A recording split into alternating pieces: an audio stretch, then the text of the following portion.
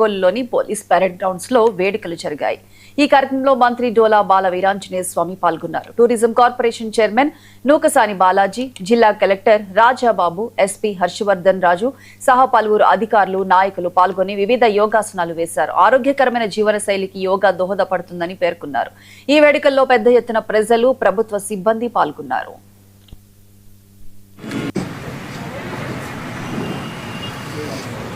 ఈరోజు మనం యోగా దినోత్సవం, ప్రపంచ యోగా దినోత్సవాన్ని ప్రపంచమంతా జరుపుకుంటుంది, భారతదేశంతో జరుపుకుంటుంది. అదేవిధంగా మన ఆంధ్రప్రదేశ్ కూడా పెద్ద ఎత్తున ఈ కార్యక్రమాన్ని జరుపుకోవడం జరుగుతుంది. అందులో భాగంగా ఈరోజు ప్రకాశం జిల్లాలో ఈ పోలీస్ పెరేడ్ గ్రౌండ్లో ఈ యోగా దినోత్సవాన్ని మనం అందరం కూడా జరుపుకున్నాము.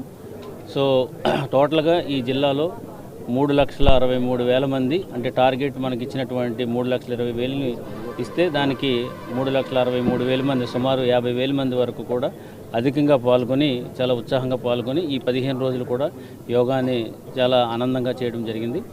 ఈరోజు మనకి ఫైనల్ డే ఇక్కడ పోలీస్ గ్రౌండ్లో జరుపుకోవడం జరిగింది. సో యోగా యొక్క ప్రతిష్ట, ఎట్ ద సేమ్ టైం దాని యొక్క ప్రాముఖ్యత ప్రజలందరికీ తెలియాలనే ఉద్దేశంతో గత 15 రోజులుగా ఈ కార్యక్రమాలు జరుగుతున్నాయి. యోగా అనేది భారతదేశం కళ. సో దాన్ని మనందరం కూడా అనుసరించాలి, ప్రాక్టీస్ చేయాలని చెప్పేసి సందర్భంగా అందరూ తెలియజేస్తున్నాను.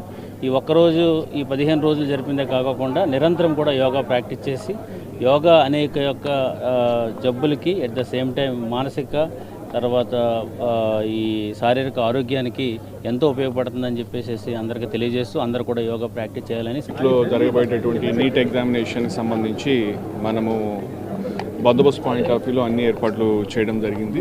సో మనకున్న 6 సెంటర్స్లో కూడా ప్రతి సెంటర్లో కూడా 14 మంది సిబ్బందిని వాళ్ళకి ఫ్రిస్కింగ్ కావచ్చు, చెకింగ్ కావచ్చు, తర్వాత పోతే పెరిమీటర్ సెక్యూరిటీ కావచ్చు, ఇవన్నీ కూడా పకడ్బందీగా చూసే విధంగా మనం సిబ్బందిని ఏర్పాటు చేశాము.